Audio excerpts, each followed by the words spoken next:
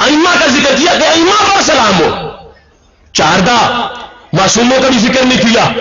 نبی علیہ السلام پہ جو قوم اپنے خطبے میں جو سب سے بڑا مقام ہوتا ہے درود نہ پڑھے اس کا نبی علیہ السلام سے تعلق کیا ہو سکتا؟ اور یہ کوئی نظام نہیں. سن لو ان کی سی ڈی, اس دونوں جھوٹوں کی سی ڈی, بڑے کی چھوٹے کی, دونوں کے خطبوں میں نبی علیہ السلام پہ سلام نہیں پڑھا گیا. ہم یہی کہتے ہیں کہ سرکار کے صدقے سب کچھ ملا اہل بیت کو. اہل بیت کو نبی علیہ السلام سے آگے مت لے جاؤ, اور وہ بھی تصویر کے لیے, صرف جھوٹی اپنی شہرت کے لیے. ورنہ جو کچھ اہل بیت سے کیا ہے سلوک وہ تو ہم نے بتا دیا.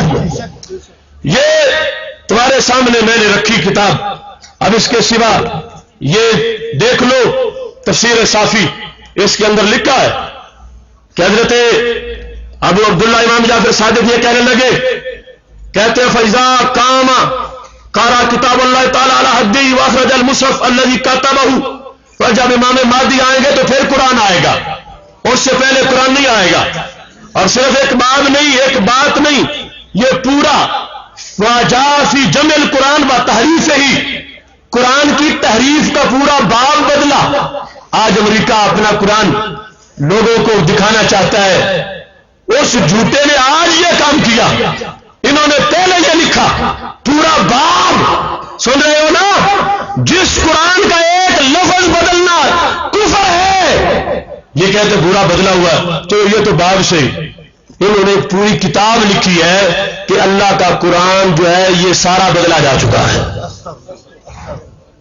یہ کتاب اس وقت میرے سامنے موجود ہے, اس کا نام سن لو, کانوں کو ہاتھ لگاؤ. ایران کی چھپی ہوئی, مصنف چھوٹا ثانی حسین بن محمد تقی طبرسی. نام کیا ہے؟ فصل الخطاب فی تحریف کتاب رب الارباب. ہر صفحے پر قرآن کا انکار, ہر صفحے پر. پوری کتاب ہی اس پر لکھی گئی کہ فلاں سورت سے فلاں آیت نکالی گئی ہے, فلاں آیت سے فلاں لفظ نکالا گیا. یہ لکھا ہے اس کے اندر, اس کے ہر صفحے پر, اور بالخصوص صفحہ نمبر 180 اور 81 پر کہتے ہیں کہ ایتے تو کیا حضرت عثمان نے پوری صورتیں نکالی ہیں. پوری صورتیں کون سی؟ کہتے ہیں جن میں حضرت علی کی شان تھی ساری نکال دی. یہ دیکھو بھاگ کے کہاں جائیں گے یہ لوگ.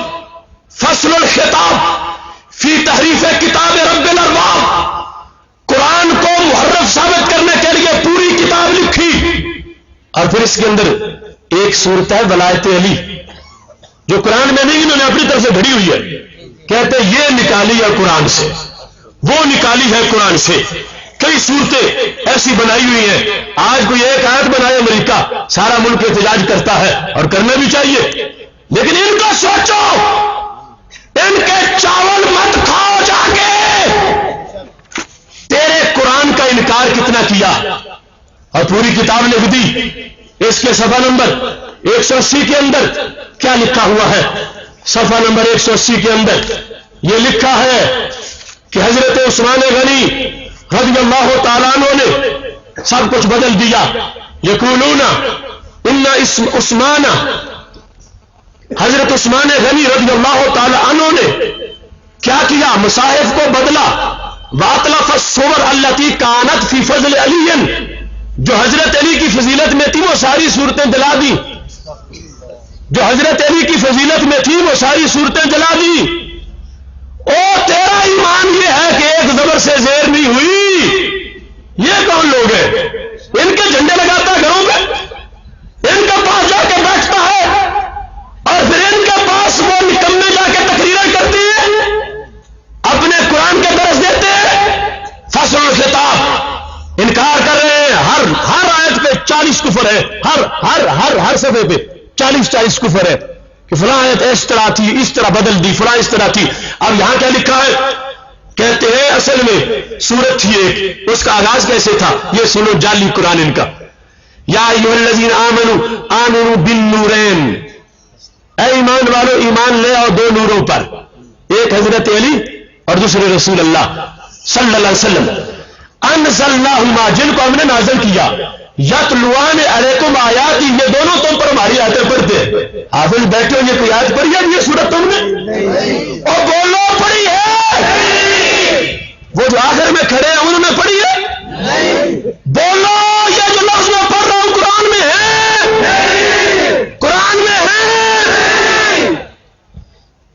تو لکھے ہوئے، کہتے ہیں اصل یہ قرآن ہے. کہتے ہیں یہ چیز جو حضرت عثمان نے جلائی ایک یہ ہے، ایک یہ ہے، دوسرا آمنوا بالنبی والولی، یہ آیت پوری سورت 7 آیتوں والی نام رکھا سورہ ولایت، وہ دوسرے چھاپے میں ہے، جس کے اندر یہ پڑھ رہا ہوں.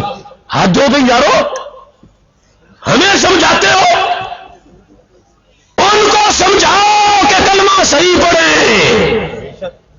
قرآن سے تو ایک لفظ نہ مانا جائے ایمان نہیں رہتا.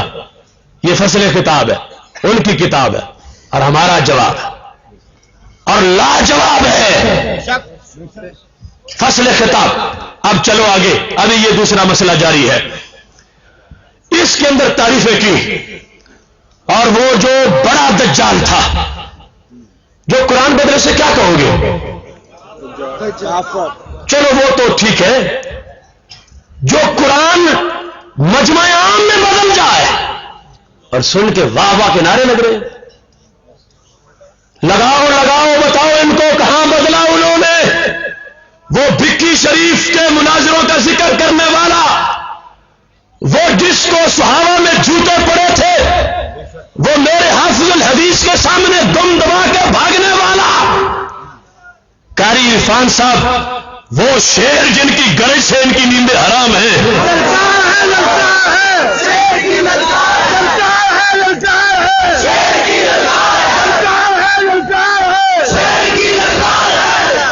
میں نے پوچھا فون کر کے شاہ صاحب سے کہ ہمارا دل نہیں مانتا، اس لیے نہیں پوچھ رہا کہ ہمیں شک ہے، ویسے فلاں جگہ فلاں آدمی اس طرح کہہ رہا تھا کہ میں نے چیلنج کیا اور وہ بھاگ گئے.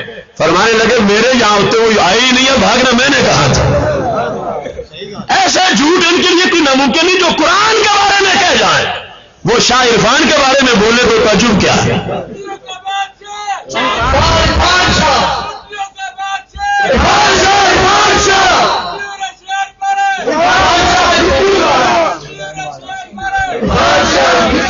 میرے بھائیوں یہ باتیں تو ہمارے شاگرد سب کچھ ان سے کر سکتے.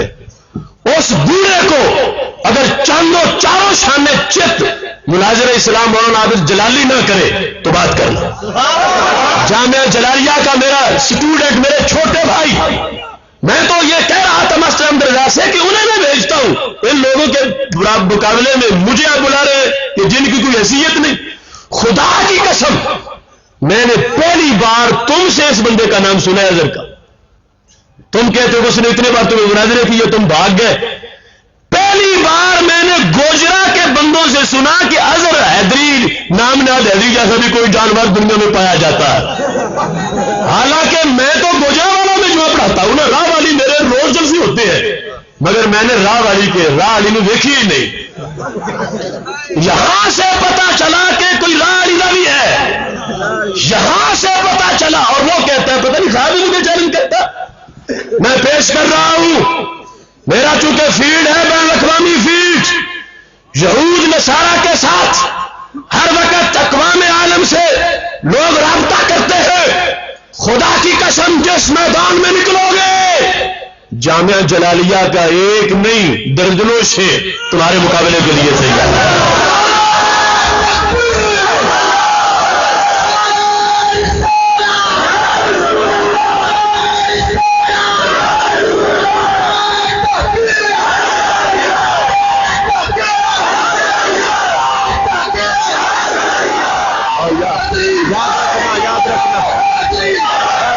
بیٹھ جاؤ.